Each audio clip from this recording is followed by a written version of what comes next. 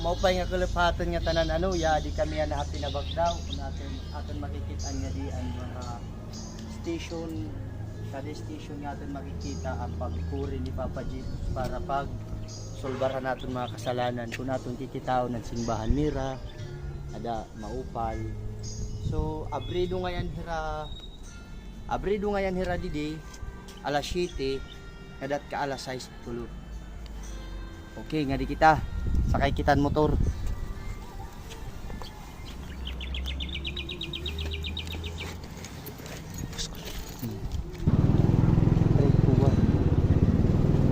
Okay guys, magkamalarga na kami,